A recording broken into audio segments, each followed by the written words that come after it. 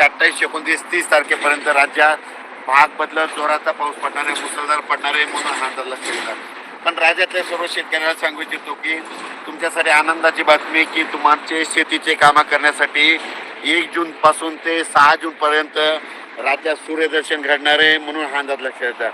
राज्यातल्या सर्व शेतकऱ्याला सांगू इच्छितो की तुम्ही काय करा, 6 तारखेपर्यंत 6 जून पर्यंत शेतीचे कामं आटपून घ्या. कारण की राज्यामध्ये 1 जून पासून तर 6 जून पर्यंत हवामान कोरडं राहणार आहे आणि त्यामध्ये सूर्यदर्शन घडणार आहे. तुम्ही शेतीची कामे करा, कारण की राज्यामध्ये 7 जून नंतर परत थोडा पाऊस वाढण्यास सुरुवात होणार आहे म्हणून हा अंदाज लक्षात येतो.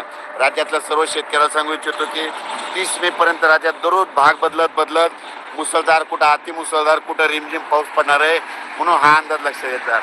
पण राज्यातल्या सर्व शेतकऱ्याला सांगू इच्छितो की पाऊस खूप झाला, जमिनीमध्ये ओल भरपूर आहे, पण पेरणीसाठी आपल्या शेतात दुरुस्त नसल्यामुळं सर्व शेतकऱ्याला एक आनंदाची बातमी की म्हणजे तुमच्यासाठी वरून राज्या 5 ते 6 दिवस म्हणजे 1 जून पासून तर 6 जून पर्यंत रजेवर जाणार आहे. म्हणजे तुम्हाला शेती कामं करण्यासाठी वेळ देणार आहे.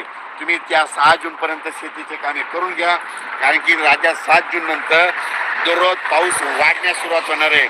म्हणजे 7 जून नंतर 7ला थोडा वाढणार आहे, 8ला परत वाढत जाणार आहे, 9ला परत वाढत जाणार आहे. म्हणजे असा पाऊस वाढत जाणार आहे म्हणून हा अंदाज लक्षात येतात. राज्यातल्या सर्व शेतकऱ्याला परत सांगतो की हा पाऊस 30 मे पर्यंत दररोज पूर्व विदर्भ, पश्चिम विदर्भ, दक्षिण महाराष्ट्र, उत्तर महाराष्ट्र, कोकण पट्टी, खानदेश, मराठवाडा या भागात पडणारच आहे.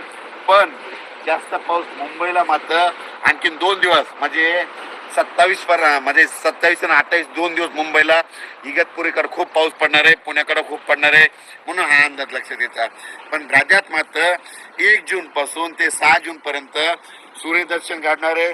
शेतकऱ्याला कामं करण्यासाठी वेळ देणार आहे म्हणून शेतकऱ्यांनी 6 जून पर्यंत तुम्ही तुमचे कामं करून घ्या.